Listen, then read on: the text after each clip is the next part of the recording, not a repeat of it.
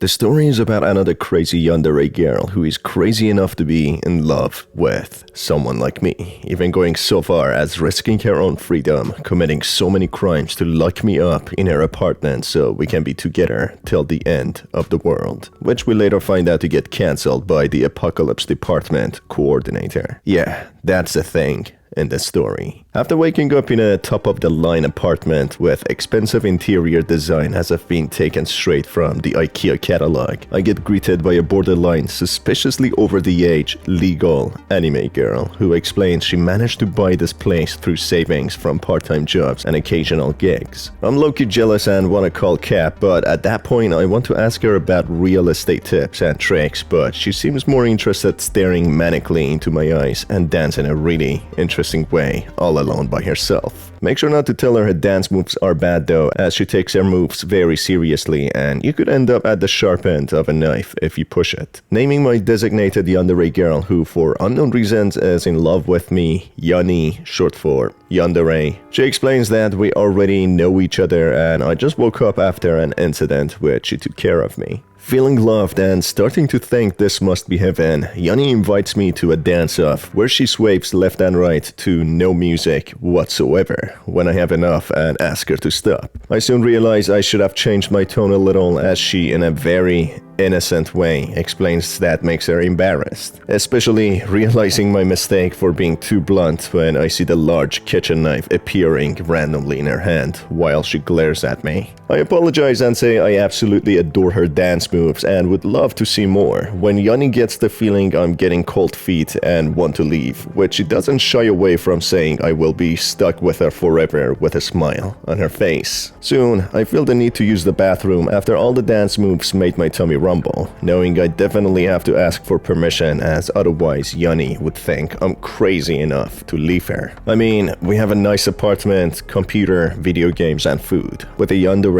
crazy enough to want me. What more could I ask for? That's when she follows me to the bathroom to make sure I won't leave, showing how much she's in love with me, not wanting to leave me for even a split second. I usually wait till a few dates later, but Yani decides to break the ice right away. Misunderstanding each other for a bit, when I keep implying I need some privacy, Yani shows how slow she is in grasping common sense, which makes me want to be blunt with her, but then I remember the shiny sharp little friend she had, and I instantly lose my appetite for using the bathroom, so I leave and keep it in. As I explore the apartment, I notice the windows fully barricaded by bricks, which Yani explains to be for our own safety, so no one can break in and hurt us. She further explains it's better to be safe and trapped than free and in danger, to which I tell her I agree with her sense of unbeatable logic. Losing any hope and knowing I'm trapped with Yani, I try to make the best out of this horrible situation by lightening the mood and getting to know Yani. I try to make her laugh a little, which I fail miserably,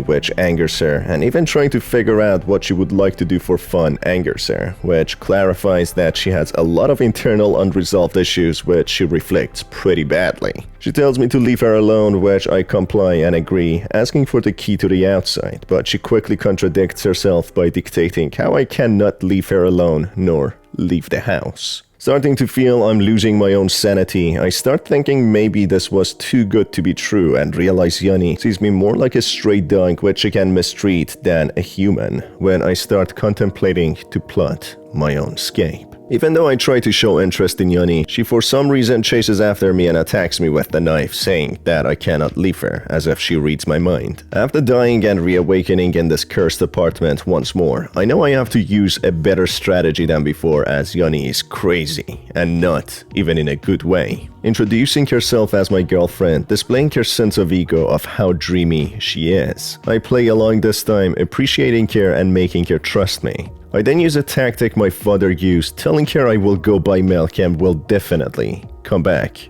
Surprisingly, this works like a charm and she opens the door when I feel a little too confident, calling her a fool, which makes me realize I should have ran before calling her fool, as she proves to be the fastest person alive, killing me before I reach the exit. Do you really think you can escape from me? Stay with me forever.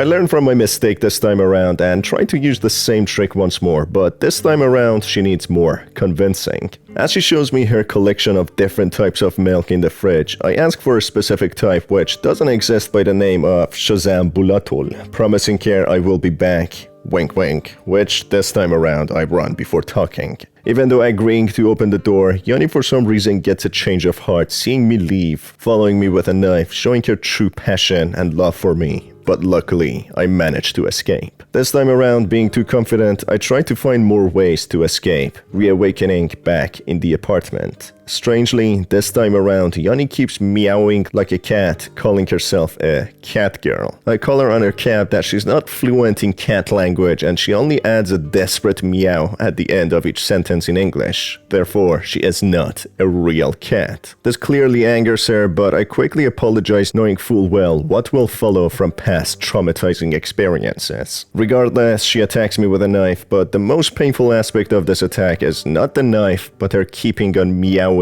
even when trying to kill me. Reawakening again, this time around, being curious to find out how I ended up here, Yani explains she drugged me and kidnapped me. Not so surprising at this point. Asking her where we first met, she explains how the protagonist and her first met at a Genshin Impact fan forum, where we teamed up to play co-op. Even though telling her that she's mixing me up with someone else, as it wasn't me who played Genshin Impact with her, she refuses to believe me as she had already locked in with my obvious good charms and looks. Despite this not getting anywhere, an important piece of information is revealed that her favorite game is Genshin Impact, which allows us to access her computer using this as a secret answer to reset her password. Asking Yani why she likes me so much, she explains that I'm kind and funny, which proves she doesn't know me, as last time I tried to crack a joke, I lost a couple of friends. I try one more time to see if she really knows me, asking her if she watches my YouTube videos. Maybe that's how she knows me. She then lies that she does, saying her favorite video of mine is where I played Genshin Impact. Never having made a video about Genshin Impact, I can't help but feel a bit betrayed and sad that I don't have a genuine murderous yandere stalker when I confront her, when she quickly changes the topic not to be called on her cap.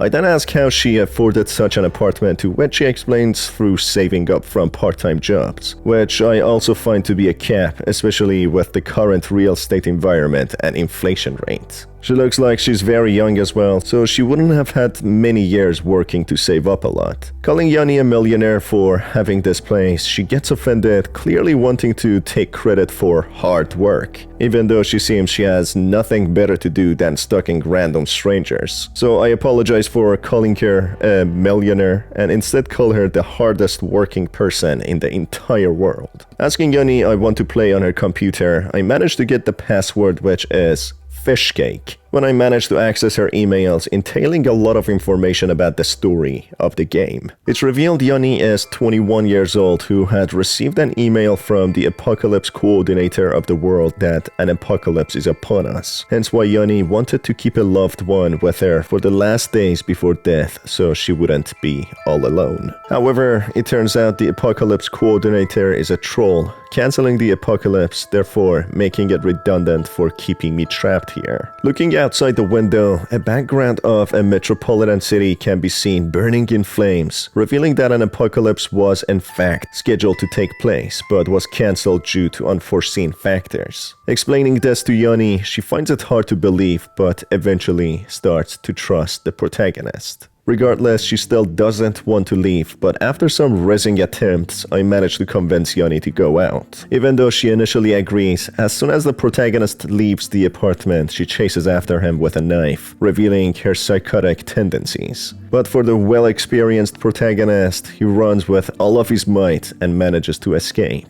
Resetting the game and reawakening in the apartment once more, Yani explains that she knocked out the protagonist to kidnap him and overpower him, saying that she has has an alter ego which is her yandere side when her eyes glow red and she becomes murderous. This alter ego might be due to her past traumas, as she unveils while looking at one of her photos that she had bad past memories and experiences. The photo shows her with demonic horns, being a depiction of her evil, hostile yandere side. This goes in with finding an item in one of the rooms, a statue blue parrot, something she had as a child, reminding her of better times and memories. Reminding her of her blue parrot makes her trust the protagonist, opening the door for him to explore the world, but asking him to definitely come back. Another way to escape is through reading a spam email by someone called Virgil, who shows a photo where the key to the door can be, with the locations being randomly generated. It appears that the protagonist is not the first person Yani had trapped, especially as there are multiple toothbrushes in the bathroom, suggesting some other unlucky people had met doom under the hands of Yani. Therefore, we can tell Yani had a tragic and traumatic past, which made her become who she is now, a girl with a psychotic yandere side, not afraid of killing anyone who tries to leave her. The email and idea of the world ending also influenced her in making the decision of kidnapping and trapping someone with her until the world ends, in order not to spend the last remaining days alone. The protagonist seems to be someone who was acquainted with her from a Genshin Impact forum, which started her obsession with him to the point of plotting to kidnap him. It's a little unclear how she truly managed to get this apartment, but she could have broken in, but due to her pictures hanging there and her computer being there, it's possible it actually belongs to her, or at least she has been there for a while. So maybe it's a possibility she has rich parents who bought this apartment for her, as no amount of part-time gigs would allow anyone to get an apartment like this. And that's it for this video, folks. What did you think about the video style? I'm trying to make more videos like this with a little bit more sense of humor.